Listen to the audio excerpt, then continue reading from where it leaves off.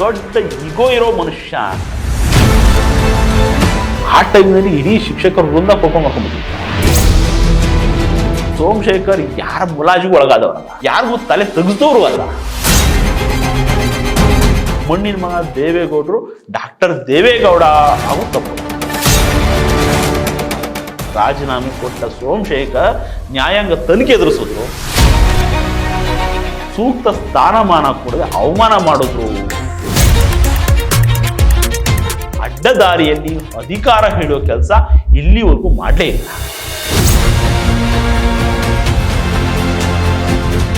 ಅವತ್ತು ವಿಧಾನಸಭೆ ತುಂಬಿ ತುಳುಕ್ತಾ ಇತ್ತು. ಇದರ ನಡುವೆ ಸಚಿವರೊಬ್ರು ಮಾತು ಕೇಳ್ತಿ ಅಂತರು. ಅವ್ರು ಎದ್ದು ನಿಲ್ತಾ ಇದ್ದಂಗೆನೆ ಇಡೀ ಸದನದ ಚಿತ್ತ ಅವರತ್ತ ನೆಟ್ಟಿತ್ತು. ಮಾತು ಆರಂಭಿಸಿದ ಅವರು, ಸನ್ಮಾನ್ಯ ಸಭಾಧ್ಯಕ್ಷರೇ, ಬಾಬಾ ಸಾಹೇಬರು ವಿಶ್ವದಲ್ಲೇ ಎಲ್ಲೂ ಇಲ್ಲದಂತಹ ಪ್ರಜಾಪ್ರಭುತ್ವವನ್ನ ನಮ್ಗೆ ತಂದುಕೊಟ್ಟಿದ್ದಾರೆ. ಇಂಥ ಪ್ರಜಾಪ್ರಭುತ್ವದ ವ್ಯವಸ್ಥೆಯಲ್ಲಿ ಯಾರು ಬೇಕಾದರೂ ಉನ್ನತ ಹುದ್ದೆಯನ್ನ ಅಲಂಕರಿಸಬಹುದು. ಆದರೆ ಅಧ್ಯಕ್ಷರೇ, ಒಂದು ವಿಚಾರ ಏನಂದ್ರೆ, ಆ ಹುದ್ದೆಯಿಂದ ಯಾರು ದೊಡ್ಡ ವ್ಯಕ್ತಿಗಳಾಗಲ್ಲ, ಪ್ರತಿಭೆಯಿಂದ ಮೇಲೆ ಬರಬೇಕು ಅಧ್ಯಕ್ಷರೇ ಅಂತ ಹೇಳಿದ್ರು. ಆ ಮಾತು ಅಲ್ಲಿದ್ದ ಕೆಲವರಿಗೆ ನಿಜಕ್ಕೂ ತಪರಾಕಿ ಕೊಟ್ಟಂಗಿತ್ತು. ಅವ್ರ ಮುಕ್ಕಾಲು ಲೀಟ್ರ್ ಬೇವಿನ ರಸ ಕುಡ್ದಂಗಾಗಿತ್ತು. ಕೆಲವರು ಕರ್ಚೀಫ್ಗಾಗಿ ಪ್ಯಾಂಟಿನ ಜೇಬಿಗೆ ಕೈ ಹಾಕಿದ್ರು, ಅದು ಈಗ ಬೇಡ. ಹೀಗೆ ಅವತ್ತು ಅತ್ಯಂತ ಸ್ಪಷ್ಟ ದಿಟ್ಟತನದಿಂದ ಮಾತಾಡಿದವರು ಮಾಜಿ ಸಚಿವ ಬಿ ಸೋಮಶೇಖರ್. ಈ ಬಿ ಸೋಮಶೇಖರ್ ಸರಳ ಸಜ್ಜನ ರಾಜಕಾರಣಿಗಳ ಸಾಲಿನಲ್ಲಿ ನಿಲ್ಲೋರಲ್ಲಿ ಇವರೂ ಕೂಡ ಒಬ್ಬರು. ಮಳವಳ್ಳಿ ಮೀಸಲು ಕ್ಷೇತ್ರದಿಂದ ಗೆದ್ದು ಸಚಿವರಾಗಿದ್ದವರು. ಇಂಥ ಸೋಮಶೇಖರ್ ಅವ್ರ ಬಗ್ಗೆ ಹೇಳಬೇಕು ಅಂದರೆ ಸಾಕಷ್ಟು ವಿಚಾರಗಳಿದ್ದಾವೆ. ಏನಪ್ಪಾ ಅಂದರೆ, ಅವರ ವಾರಿಗೆಯ ರಾಜಕಾರಣಿಗಳನ್ನ ಅವ್ರ ಬಗ್ಗೆ ಕೇಳಿದ್ರೆ ಕೆಲವರು ಹೇಳೋದೇನು ಗೊತ್ತಾ, ಅವರ ಬಿಡ್ರಿ ದೊಡ್ಡ ಈಗೋ ಇರೋ ಮನುಷ್ಯ ಅಂತಾರೆ. ಮತ್ತೊಬ್ರು ಇನ್ನೊಂದು ರೀತಿ ಹೇಳ್ತಾರೆ. ಆದರೆ ನಿಜಕ್ಕೂ ಅವರನ್ನ ಸರಿಯಾಗಿ ಅರ್ಥ ಮಾಡ್ಕೊಂಡವರು ಕಡಿಮೆ ಅಂತಾನೆ ಹೇಳಬಹುದು. ಇಂಥ ಅಪರೂಪದ ರಾಜಕಾರಣಿ ನಡೆದು ಬಂದಿತ್ತು, ಇಂದು ಬಹುತೇಕ ತೆರೆಮರೆಗೆ ಸರಿದಿತ್ತು ಹೇಗೆ ಅನ್ನೋದನ್ನ ನಾವಿವತ್ತು ಮಾತಾಡೋಣ. ಇದು national TV special out of focus. ನಾನು ಮಂಜು ಬಾಣಗೆರೆ.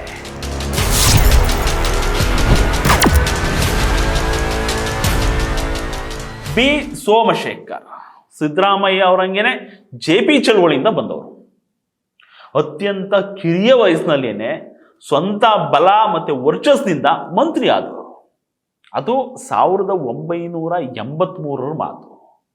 ಅವತ್ತಿನ ದಿನಗಳಲ್ಲಿ ಜನತಾ ಪಕ್ಷ ಅಧಿಕಾರಕ್ಕೆ ಬಂದಿತ್ತು. ಮುಖ್ಯಮಂತ್ರಿಯಾಗಿ ರಾಮಕೃಷ್ಣ ಹೆಗಡೆ ಆಯ್ಕೆಯಾಗಿದ್ರು. ನಂತರ ಅವರಿಗೆ ಶಿಕ್ಷಣ ಇಲಾಖೆಯನ್ನ ಒಂದಷ್ಟು ಸುಧಾರಣೆ ಮಾಡಬೇಕು ಅನ್ನಿಸ್ತೇನೋ, ಅವಾಗಲೇ ಇವ್ರು ಕಣ್ಣಿಗೆ ಬಿದ್ದಿದ್ದು ಯಂಗ್ ಅಂಡ್ ಎನರ್ಜೆಟಿಕ್ ಮತ್ತೆ ಸ್ಫುರದ್ರೂಪಿಯಾಗಿದ್ದಂತಹ ನಮ್ಮ ಬಿ ಸೋಮಶೇಖರ್ ಅವರು. ಹೆಗಡೆ 1987ರಲ್ಲಿ ಪ್ರಾಥಮಿಕ ಹಾಗೂ ಪ್ರೌಢ ಶಿಕ್ಷಣ ಖಾತೆಯನ್ನ ಸೋಮಶೇಖರ್ ಹೆಗಲಿಗೆ ಹಾಕಿದ್ರು. ಅಳಿಕಿನಿಂದಲೇ ಅಧಿಕಾರ ವಹಿಸಿಕೊಂಡಂತಹ ಸೋಮಶೇಖರ್ ನಂತರ ಶಿಕ್ಷಣ ಕ್ಷೇತ್ರದಲ್ಲಿ ಮಾಡಿದ್ದು ದೊಡ್ಡ ಕ್ರಾಂತಿ. ಮೊದಲಿಗೆ ಇವರು ಒಂದು ಲಾಜಿಕ್ ಇಟ್ಕೊಂಡ್ರು. ಅದೇನು ಅಂದರೆ, ಶಿಕ್ಷಣದ ಗುಣಮಟ್ಟ ಹೆಚ್ಚಾಗಬೇಕು ಅಂದರೆ ಏನಾಗಬೇಕು, ಮೊದಲು ಶಿಕ್ಷಕರ ಗುಣಮಟ್ಟ ಹೆಚ್ಚಾಗಬೇಕು ತಾನೇ. ಈ ರೀತಿ ಆಗಬೇಕಾದ್ರೆ ಶಿಕ್ಷಕರ ಜ್ಞಾನದ ಮಟ್ಟ ಹೆಚ್ಚಾಗಬೇಕು. ಇದಕ್ಕಾಗಿ ಸೋಮಶೇಖರ್ ಮಾಡಿದ್ದೇನು ಗೊತ್ತಾ, ಅಲ್ಲಿವರೆಗೂ ಏನಿತ್ತು, SLC ನಂತರ TCHಗೆ ನೇಮಕ ಆಗ್ಬೋದಿತ್ತು, TCH ಮಾಡ್ಬೋದಿತ್ತು, ಆ ಥರದ್ದೊಂದು ಪದ್ಧತಿ ಇತ್ತು. ಆದರೆ ಸೋಮಶೇಖರ್ ಏನು ಮಾಡಿದ್ರು, TCHಗೆ PUCಯನ್ನು ಮಾನದಂಡ ಮಾಡಿದ್ರು. ಇದರಿಂದ ಶಿಕ್ಷಕರ ಜ್ಞಾನ ಹೆಚ್ಚಾಗುವಂತಾಯಿತು. ಶಿಕ್ಷಣದ ಗುಣಮಟ್ಟ ಹೆಚ್ಚಿಸೋದಕ್ಕೆ ಇಂಥದ್ದೊಂದು ಕ್ರಮಕ್ಕೆ ಮುಂದಾದ ಸೋಮಶೇಖರ್ ಮೇಲೆ ಆ ಟೈಮ್ನಲ್ಲಿ ಇಡೀ ಶಿಕ್ಷಕರ ವೃಂದ ಕೋಪ ಮಾಡ್ಕೊಂಡ್ಬಿಟ್ಟಿತ್ತು. ಆದರೆ ಇವರು ಅದಕ್ಕೆಲ್ಲ ತಲೆ ಕೆಡಿಸ್ಕೊಳ್ಳಿಲ್ಲ, ಅದು ಬೇರೆ ಪ್ರಶ್ನೆ. ಬದಲಿಗೆ ಶಿಕ್ಷಕರ ನೋವುಗಳಿಗೆ ಸ್ಪಂದಿಸಿದ್ರು, ಅವರ ಸಮಸ್ಯೆಗಳಿಗೆ ಕಿವಿಯಾದರು. ಮೊದಲೆಲ್ಲ ಶಿಕ್ಷಕರು ರಜೆ ತಗೋಬೇಕು ಅಂತಂದ್ರೆ ತಾಲೂಕು ಕೇಂದ್ರಕ್ಕೆ ಬಂದು EBO ಅಂತ ಒಬ್ಬರು ಇರ್ತಿದ್ರು, ಅವ್ರ ಹತ್ರ ಪರ್ಮಿಷನ್ ತಗೋಬೇಕಾಗಿತ್ತು. ಈ ನಿಯಮಕ್ಕೆ ಸೋಮಶೇಖರ್ ಕಡಿವಾಣ ಹಾಕಿದ್ರು. ಇದರಿಂದ ಸೋಮಶೇಖರ್ ಏನು ಮಾಡಿದ್ರು, ಕ್ಲಸ್ಟರ್ ಪದ್ಧತಿಯನ್ನು ತಂದರು. ಅದೇನು ಅಂದರೆ ಹೈಸ್ಕೂಲ್ ಒಂದರ ಸುತ್ತಮುತ್ತ ಬರುವಂತಹ ನರ್ಸರಿ, ಪ್ರೈಮರಿ, ಮಿಡ್ಲ್ ಸ್ಕೂಲ್ಗಳನ್ನು ಹೈಸ್ಕೂಲ್ನ ವ್ಯಾಪ್ತಿಗೆ ಸೇರಿಸಿ ಹೈಸ್ಕೂಲ್ ಹೆಡ್ ಮಾಸ್ಟರ್ ಇರ್ತಾರಲ್ಲ ಅವ್ರಿಗೆ ರಜೆ ಕೊಡುವಂಥ ಅಧಿಕಾರವನ್ನು ಕೊಟ್ಟರು. ಅಲ್ಲೇ ಆಪರೇಷನ್ ಬ್ಲಾಕ್ ಬೋರ್ಡ್ ಕಾರ್ಯಕ್ರಮದಲ್ಲಿ ಭಾರೀ ಸಂಖ್ಯೆಯಲ್ಲಿ ಶಾಲಾ ಕಟ್ಟಡಗಳ ನಿರ್ಮಾಣಕ್ಕೂ ಕೂಡ ಕೈ ಹಾಕಿದ್ರು. ಶಿಕ್ಷಕರಿಗೆ ತರಬೇತಿ ನೀಡೋದಕ್ಕೆ ಅನುಕೂಲ ಕಲ್ಪಿಸೋ ಸಲುವಾಗಿ ಡಯಟ್ ತೆಗೆದ್ರು. ಇದು ದೇಶದಲ್ಲೇ ಮೊದಲು ಅನ್ನೋದು ವಿಶೇಷ. ಮುಂದೆ 1996ರಲ್ಲಿ ಉನ್ನತ ಶಿಕ್ಷಣ ಸಚಿವರಾದರು. ಇವರು ಉನ್ನತ ಶಿಕ್ಷಣ ಸಚಿವರಾಗೋದಕ್ಕೂ ಮೊದಲು CETಯಲ್ಲಿ ಸಾಕಷ್ಟು ಗೊಂದಲಗಳಿದ್ವು. ಇವರು ಬಂದ ಮೇಲೆ ವಿದ್ಯಾರ್ಥಿಗಳು ತಮಗೆ ಬೇಕಾದ ಕಾಲೇಜನ್ನು ತಾವೇ ಸೆಲೆಕ್ಟ್ ಮಾಡಿಕೊಳ್ಳೋ ಅವಕಾಶವನ್ನು ಮಾಡಿಕೊಡೋ ಸಲುವಾಗಿ ಕೌನ್ಸಿಲಿಂಗ್ ಪದ್ಧತಿಯನ್ನು ಆರಂಭಿಸೋದು. ಫಸ್ಟ್ ಇವರೇ ಕೌನ್ಸಿಲಿಂಗ್ ಪದ್ಧತಿಯನ್ನು ಆರಂಭ ಮಾಡಿತು. ಅಷ್ಟೇ ಅಲ್ಲ, ಈ ಪರಿಶಿಷ್ಟ ಜಾತಿ ಮತ್ತು ಪರಿಶಿಷ್ಟ ವರ್ಗದ ವಿದ್ಯಾರ್ಥಿಗಳಿದ್ರಲ್ಲ ಇವರು CET ಮೂಲಕ ಸೀಟ್ ಪಡ್ಕೊಂಡಿದ್ರು ಕೂಡ ಆನಂತರ ಶುಲ್ಕ ಕಟ್ಟೋಕೆ ಒದ್ದಾಡಬೇಕಾಗ್ತಿತ್ತು.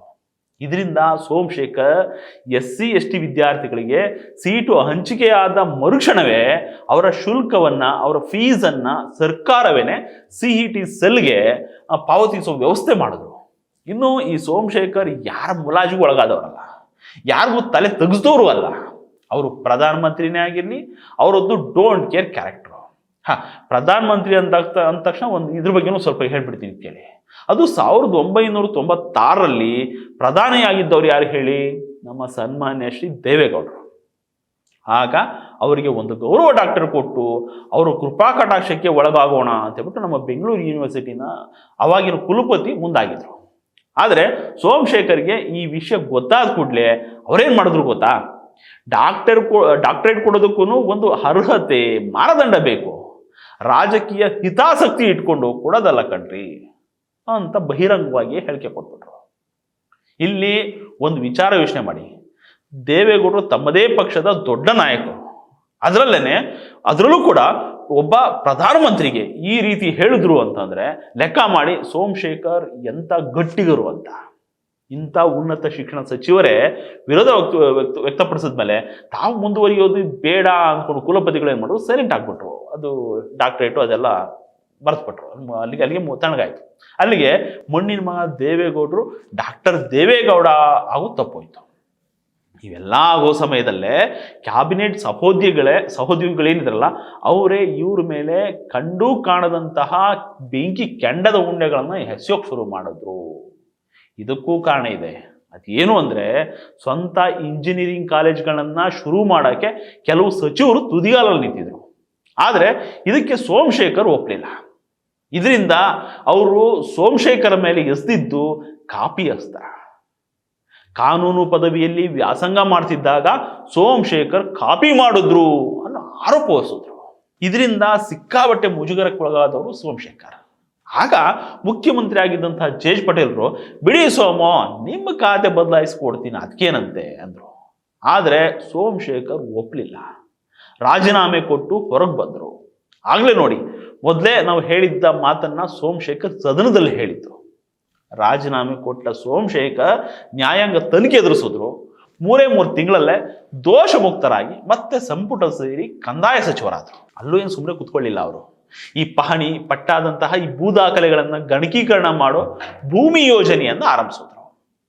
ಇಷ್ಟೆಲ್ಲ ಮಾಡಿ ಸೋಮಶೇಖರ್ ಪಟ್ಟಭದ್ರ ಹಿತಾಸಕ್ತಿಗಳ ಕುಯುಕ್ತಿಯಿಂದ ರಾಜಕಾರಣದಲ್ಲಿ ಮಂಕಾಗೋದಕ್ಕೆ ಶುರುವಾದರು.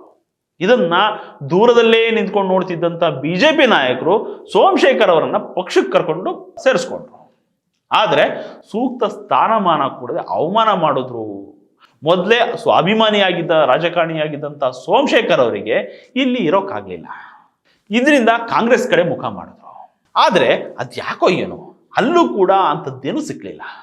ಹಾಗಂತ ಸೋಮಶೇಖರ್ ಅಡ್ಡದಾರಿಯಲ್ಲಿ ಅಧಿಕಾರ ಹಿಡಿಯೋ ಕೆಲಸ ಇಲ್ಲಿವರೆಗೂ ಮಾಡಲೇ ಇಲ್ಲ.